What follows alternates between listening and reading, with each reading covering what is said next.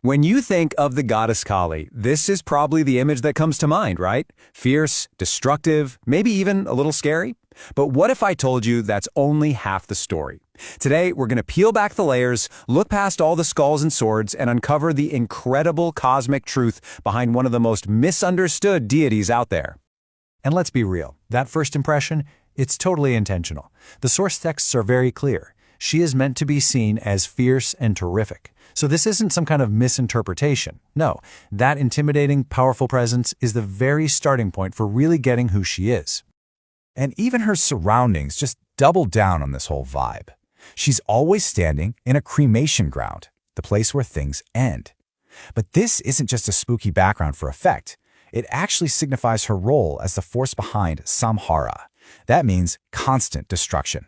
It's like her address is literally her job description. Oh, and the imagery gets even more intense. Let's talk about one of her most iconic features, the Mundamala. That's the garland of skulls she wears. It's a really potent and, yeah, kind of terrifying symbol. But what does it actually mean? Okay, so the scale of this is, well, it's almost impossible to wrap your head around. See, those aren't the skulls of warriors she defeated in some battle. Each and every one of those skulls represents a Mahapralaya, the dissolution of an entire universe. She is literally wearing a record of every reality she has brought to an end, time and time again. And here's the kicker. This job is never done. Her work is constant, it's relentless. She is the unstoppable, ever-present force of cosmic dissolution. So with all this talk of death and destruction, You have to ask, is that all there is to her? Is she simply an agent of cosmic annihilation?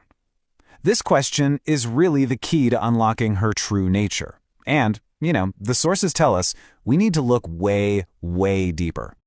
In fact, the texts give us this explicit warning. We should not misunderstand her as just a destroyer. Well, that kind of throws a wrench in everything we've just talked about, doesn't it? So, if destruction isn't her only purpose, then what in the world is really going on here? Well, the answer lies in this one crucial concept, parinama. This is the idea that what looks like destruction to us is actually something else entirely. It's cosmic change. It's not an end. It's a vital, essential process for keeping the whole cosmos running smoothly. Without it, everything would just stagnate and fall apart.